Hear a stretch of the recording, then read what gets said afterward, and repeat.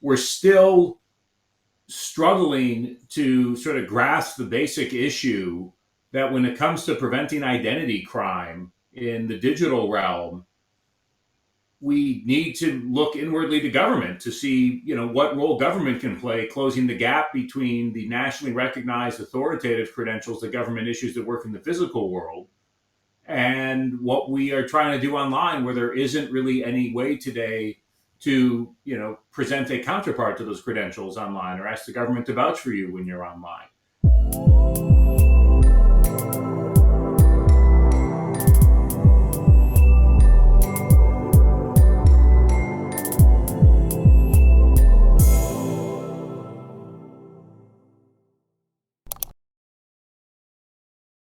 Hello, and welcome to the latest episode of SCY Studios.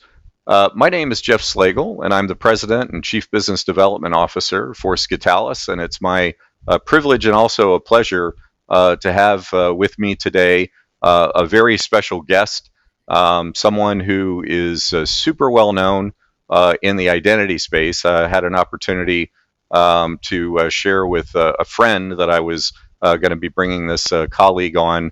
And he was super, super excited and thought that I was talking about the NBA player for the Detroit Pistons. And I said, no, that's the other Jeremy Grant, not quite as famous as my friend Jeremy. But I'd like to welcome Jeremy to the show. Jeremy, great to have you with us. Thanks. Great to be here. And sorry to disappoint your friend. I'm just the 6'3", lumpy, out of shape version of Jeremy Grant, who spells his name right, not the 6'8" power forward for the Pistons.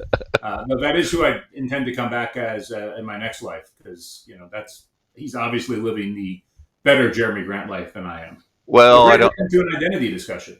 Yeah, no, I am so thrilled that we have a chance to connect. Maybe for the benefit of our audience, the folks that will be tuning in for this, I'd just like to share a little bit on how we met and a little bit on your background. My recollection, and please correct me if I'm wrong, is that you and I first connected in the wake of 9/11 inside the Document Security Alliance back when you were working for Maximus. And from those days to these days, your resume is just unbelievable. You had some really, or weird, yeah, you had some phenomenal work experiences. I love the fact that you ended up in a huge job at NIST as a standards person.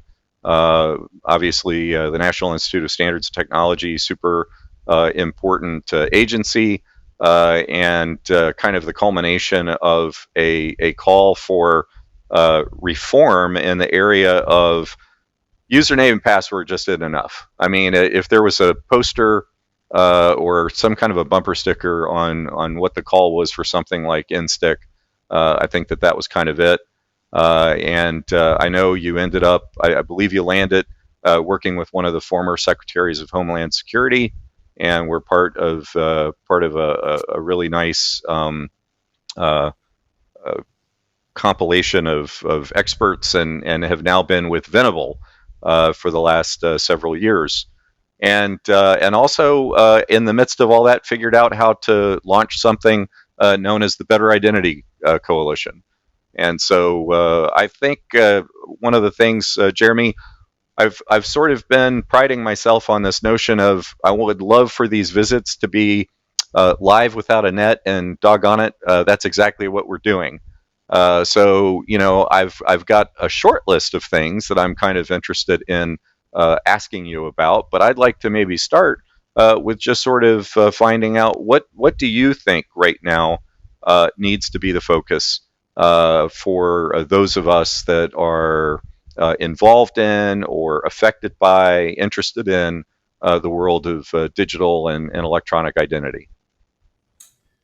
Well, I mean, to me, the big issue that I know you've been involved in, but I don't think is getting nearly enough attention, certainly from government these days, certainly at the federal level, is at a time when we're emerging from a pandemic where physical interactions became quite literally impossible.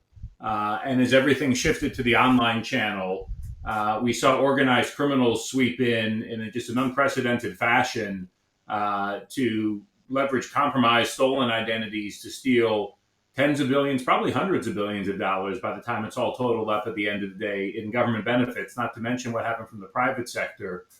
We're still struggling to sort of grasp the basic issue that when it comes to preventing identity crime in the digital realm, we need to look inwardly to government to see, what role government can play closing the gap between the nationally recognized authoritative credentials that government issues that work in the physical world and what we are trying to do online, where there isn't really any way today to, present a counterpart to those credentials online or ask the government to vouch for you when you're online.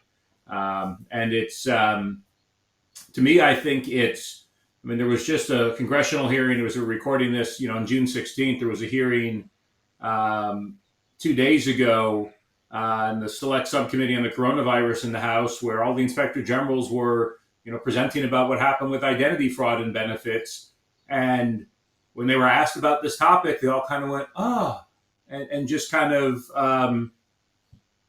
froze and had very little to say. And so I think, trying to get some more attention on where we need to focus there right now, I think is certainly something as a country that needs to be done. That said, if you're watching this, maybe you're just working in the space as a professional. And the short answer is, in the absence of government taking what I think are badly needed steps to fill the gap, there's a ton of opportunities for industry here to come up with solutions that do it. And I think that's going to be the case for a few years to come, given where we're seeing things right now. Yeah, I tend to agree with you, and not to be too critical of government. They do just it. The tendency is for the response to feel like, sort of as you were saying, they're a little bit frozen. I know that there are efforts underway. I appreciate and cheerlead for a number of the technological research efforts that the government has been carrying out. It just is not moving fast enough. And I agree with you. I think that the private sector probably steps in. I also think that it's interesting long term what that might mean for do we in the end land in an area. I think the improvements come, but I also think that there's sort of maybe an interesting phenomenon, which is, do we still end up with sort of this regionalized approach to tackling these challenges, so that what's being done in the U.S. May be similar, but not be interoperable or completely uniform with what's being done in Europe and what's being done in some other places. And I don't know what your thoughts are, if you have any around that. Yeah, I'll say when I was in government running the NSTIC program, we had a lot of discussions with some of our peers in other countries around international interoperability. And I will say something that may surprise some people, but our conclusion was it's actually not that important up front, in that as much as everybody likes to say, oh, we need, to have things be be interoperable and based on global standards, almost all of the use cases that people are dealing with in their everyday lives are going to be very local. There's not, certainly in the US, not a ton of cross-border use cases that couldn't be solved by mutual recognition of identity schemes in different countries, as opposed to trying to get everybody in the same technology and the same, same everything else, set of rules, operating rules and whatnot. And so, we actually, looked for a while. We used to hold an international identity summit with, people who ran digital identity efforts in different countries over the years. And had a hard time actually finding a use case that was compelling enough to try to do something. So I do think the U.S. is going to kind of move forward in some ways on its own. Though, look, we've got an ISO standard right now for MDLs, at least for the in-person applications. That's will be followed globally. The question is what's going to happen more on the digital front, where I'm a big believer that MDLs are probably the best tool in the toolbox that we have in the U.S. to address challenges with remote identity proofing. But that's not getting nearly the attention right now as the use cases around how do you go through an airport without your plastic card in your wallet. So Right. we'll get there, but it may take a little time to get it right. Right. Yeah. I would agree with you. I also share the same sentiments. I'm also almost peacock proud of the fact that the MDL has sort of gained the attention that it has. And to the point that you made, they had to start somewhere, and so that person to person or attendant scenario was sort of the starting point. But I know that the ISO committee doing that work is charging hard on the remote or the online unattended portion of the standard, and that there's other standardization activities that are also happening in some other areas where I think, and again, I'm interested to get your thoughts on this. There's an interesting potential for these to kind of harmonize together, where we'll see the MDL kind of bumping up against, and then maybe weaving into other important credentials. And I think that these are things that, again, I saw a shift, and I continue to see what I think is a shift in people's thinking, where we all are who we are at our core. We're going to have different things that happen in our lives. And whether it's getting a license to drive, or it's having a passport, or some other kind of privilege, those can come and they can go, but we don't stop being us. And so, how much of what it is that we're working towards is just sort of the realization of that new way of thinking about identity, and thinking about how we vet people. But you said something, or at least I attribute this to you, many years ago, and it was so on target. I don't know if you've heard this expression, ring of truth, but you just hear certain things that you just know are true.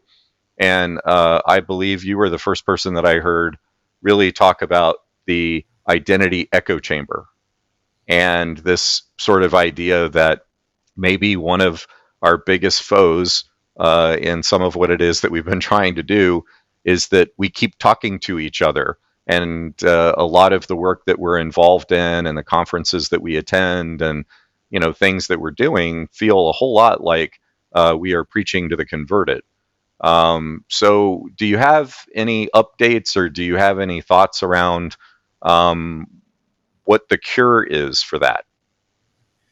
Well, first of all, I appreciate you attributing it to me. I actually stole that from Ian Glazer, who is at Salesforce, and also the founding lead of ID Pro, the professional association for identity professionals. Mm-hmm. But I think it's very true. Then when he coined it, I think it was 12 years ago I first heard him say this, and it's very true today as well. In that there are so many discussions in identity that are just identity geeks talking to each other and arguing over the way things should be. And where we have not always, but sometimes failed, is an inability within that community to sort of break out of it and actually, deliver solutions and reach people who don't think about identity that much and might not understand the concepts, but just want something basic that works. And I do think it's a constant struggle, in that sometimes we're spending so much time arguing with ourselves instead of trying to focus on how to actually deliver something. So maybe a year can go by in a couple of years where we don't have to spend so much time talking about identity. I see it a lot right now in what folks call the self-sovereign or decentralized space, where, there's, if you follow some of the folks on Twitter, there's just like this constant battle of different camps sort of, duking it out over what the right approach is. And, I've been talking about this since 2014 and it's 2022, and I'm still not actually seeing it being used anywhere or seeing implementations of it rolling out that I think that an average user might know how to understand, know how to use in their everyday life. It's, a lot of it's still focused around this idea that I'm going to have a different, cryptographic key for every attribute I'm trying to manage. And I guess the identity weenie in me looks at that and goes, that's really interesting. And, I'd like to argue about it too, until I start thinking about, like, how are my neighbors or my, parents or my wife or kids or, anybody going to manage that? Like, it's probably going to be a step too complicated. And so I feel like sometimes we get into areas where we, and by the way, I don't mean to just single out what's happening in self-sovereign, that I think there are, this happens in plenty of other, pockets of the identity space as well.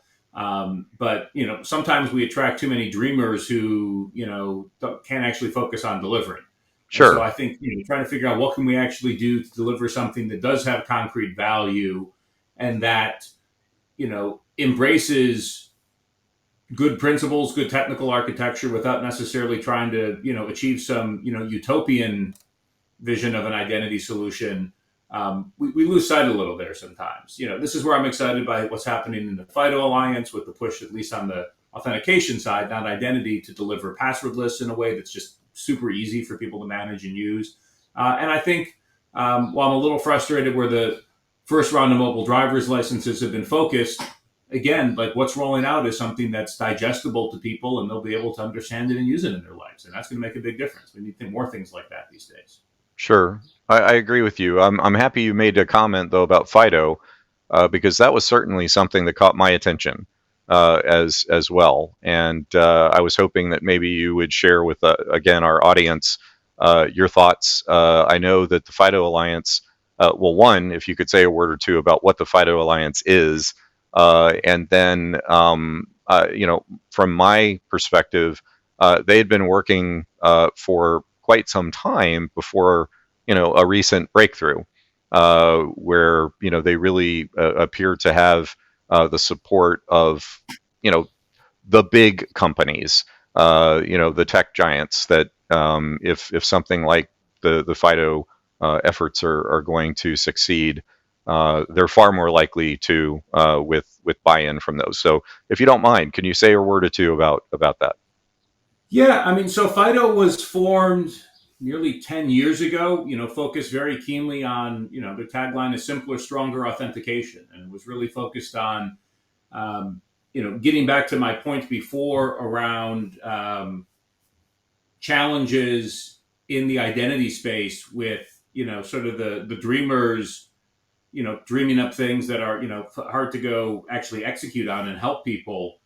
One of the problems we've had in the authentication space with multi-factor authentication for years is it's largely been designed by security weenies, of which I think I am one, around, what security weenies, think about from an authentication perspective.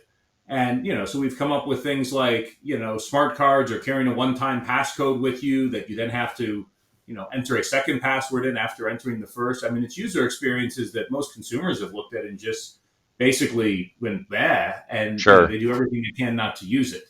And so, FIDO was focused on the premise of what if we actually bake the security in behind the scenes, so that the user wasn't even aware it was there at all, and just made it much easier for everybody to use. And so it is leveraging the thing that we know is the best security tool for authentication, asymmetric public key cryptography. FIDO, at its core, is essentially a lightweight version of PKI, but the cryptographic keys are, they can be embedded, in secure hardware in your laptop or smartphone or tablet, or you can carry them in, something like a security key, like my YubiKey here, in a way that's just much easier to use. FIDO's become particularly important in the last few years because in the cybersecurity space, we've seen authentication attacks shift a lot. So, for years, it was always, well, compromised passwords led to breaches. But the way those passwords were being compromised, there were a lot of different attack vectors. And so we worried about things like password strength. You'll have a 14-character password and that will survive a brute force attack. Well, I got to tell you, in 2022, nobody's brute forcing your passwords. They're just spear phishing you.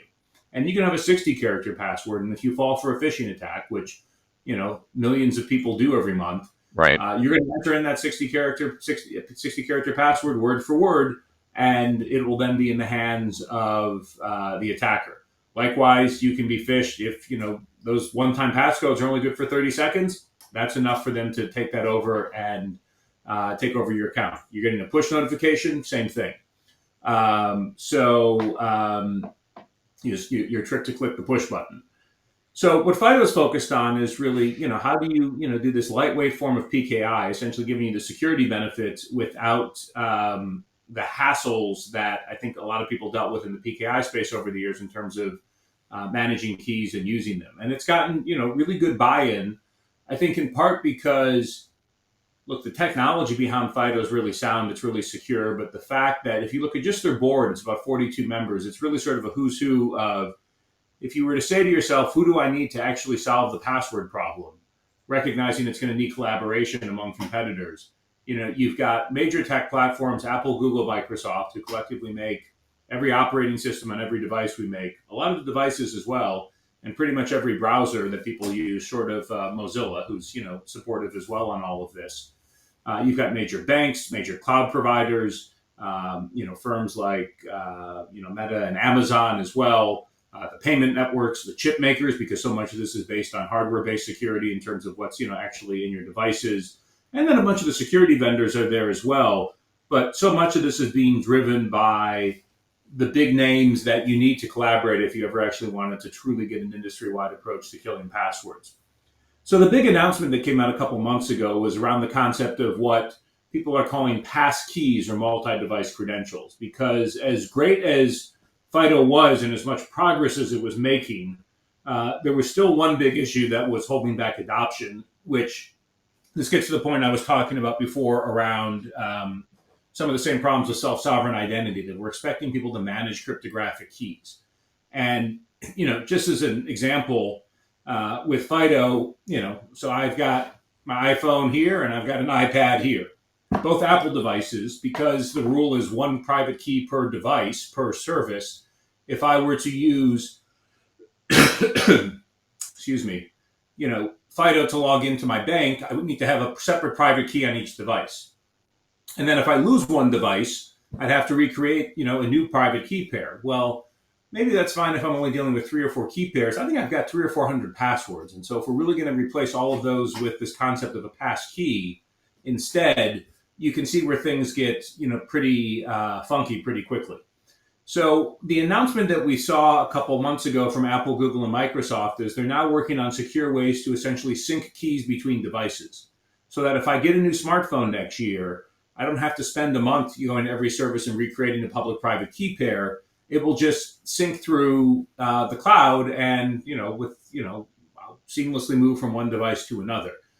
It presents, some challenges in that generally you want to keep private keys just on one device, but it also sort of addresses, I think, the real politic of the situation, which is if there's not a way to sync things for users, users aren't going to adopt this technology. And the overall security benefit at the end of the day of killing passwords dead and replacing it with unphishable authentication, all the usability efforts you're driving here, from my perspective, far surpass any of the downside that you're seeing, with the syncing of keys.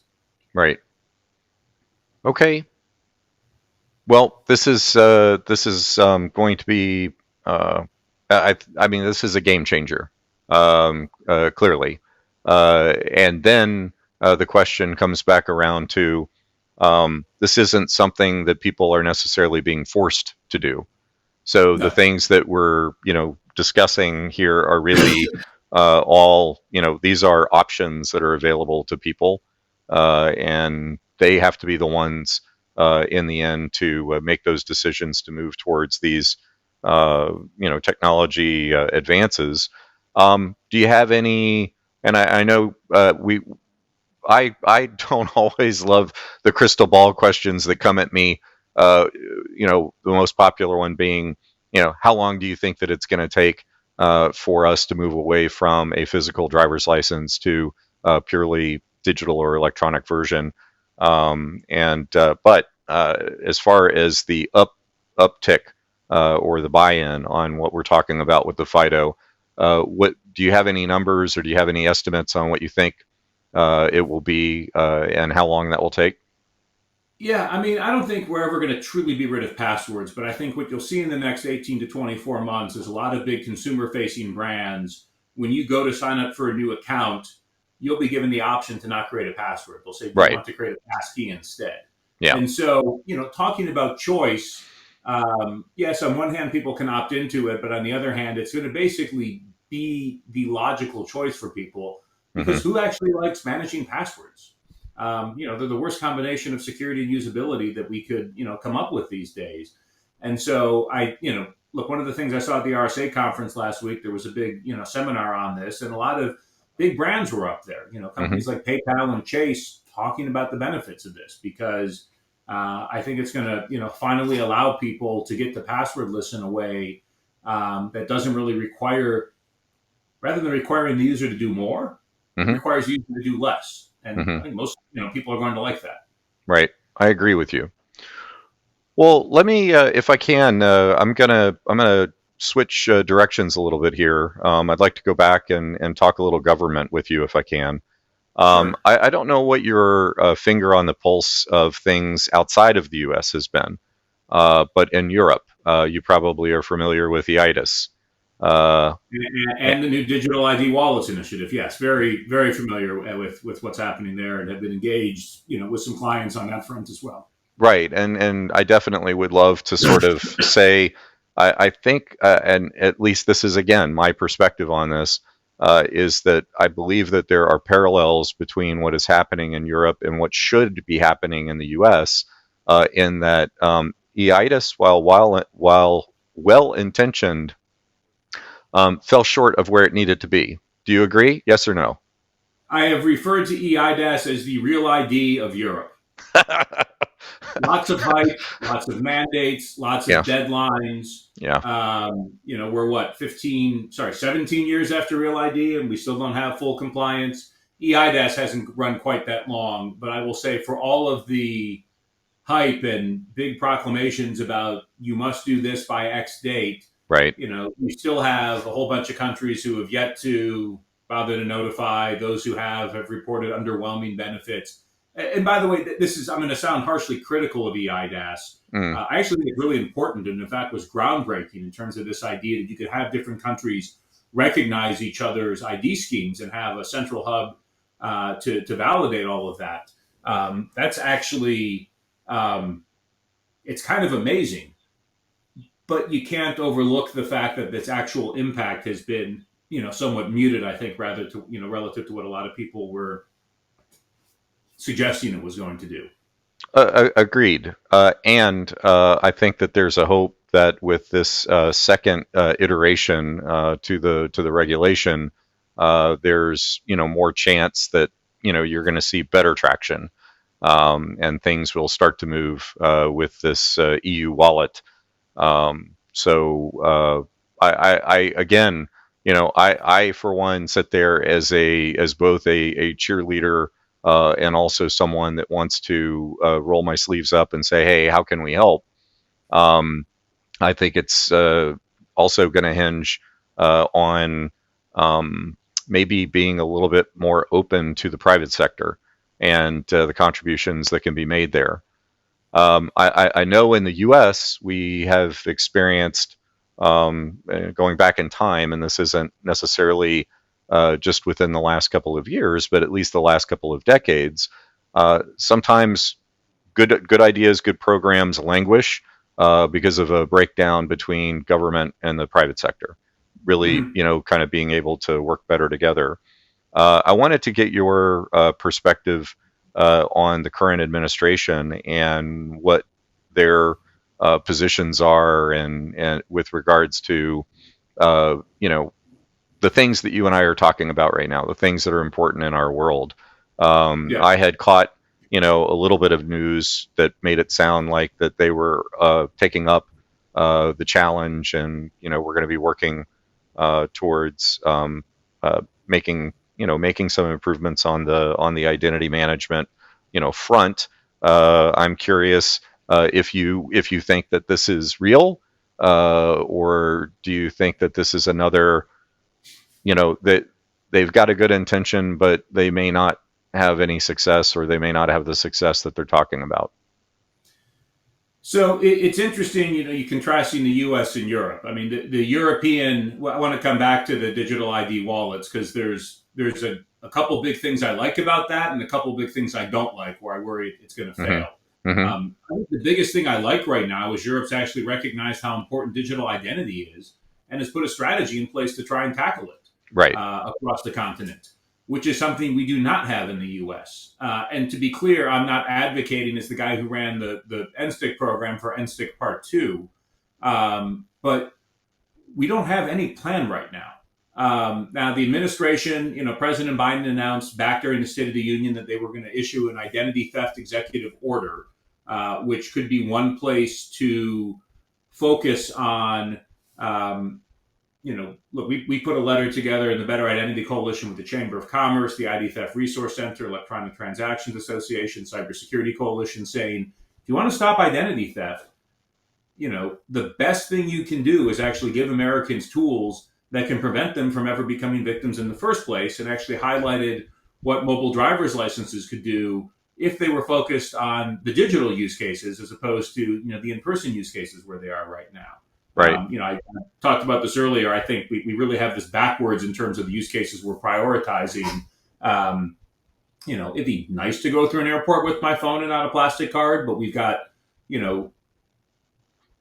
unchecked, hundreds of billions of dollars of identity theft and fraud, and millions of Americans being impacted right now by this. Like, we should be focusing here first. But coming back to that, we're waiting to see what will be in that executive order. Right. And we, as I mentioned, we gave them some very concrete recommendations. We've had some good discussions with folks in the White House following that. So I think we're waiting to see.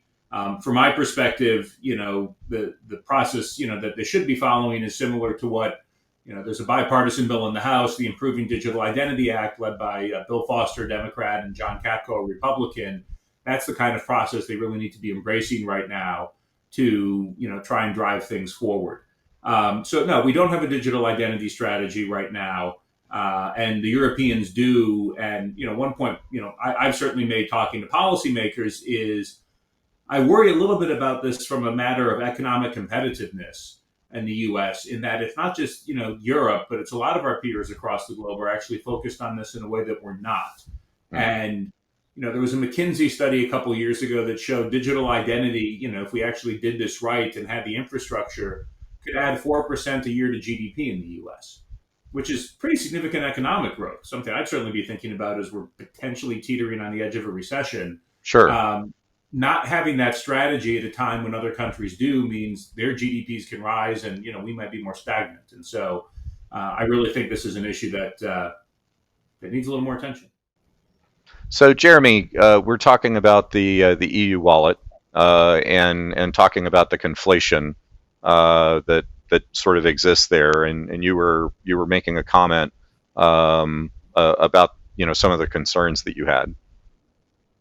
Yeah, I'm saying there's things I like and I don't like. So what I like about what the Europeans are doing is they're recognizing that it is a priority across the EU, that people have a easy to use digital identity tied back to some authoritative source from the state, and looking for a standards based way to get that into people's hands.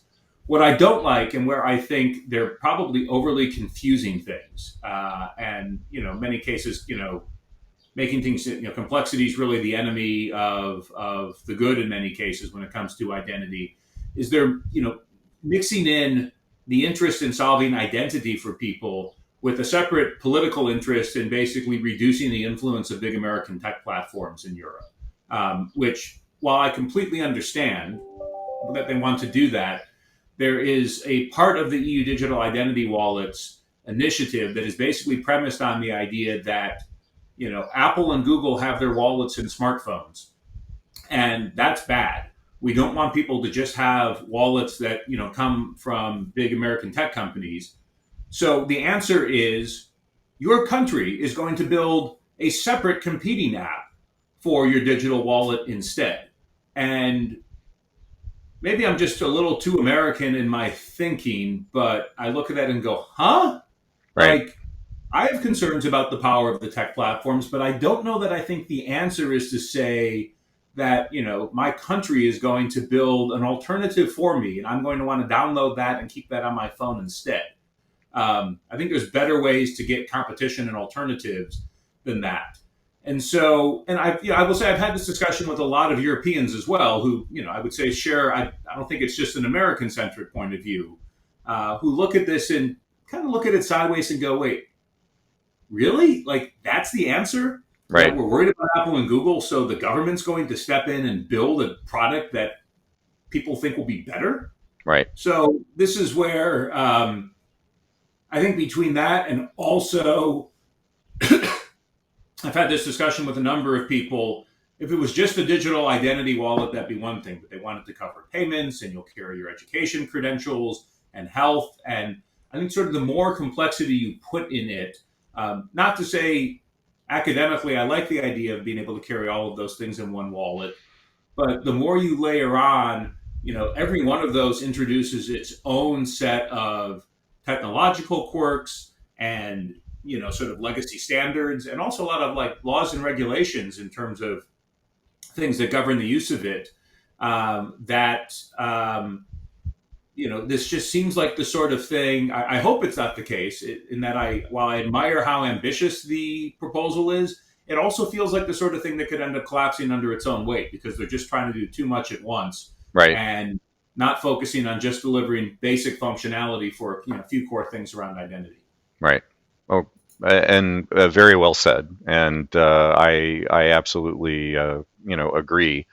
Um, well, listen, you have been tremendously generous with your time, and I had instituted a little tradition here with SCY Studios, and that is that we wanted to ask all of our guests the same question at the Okay. end of every interview to kind of see what's going on inside of them with respect to the following. So, and I love Star Wars. So my I have Star Wars. I see myself as an absolute total fan.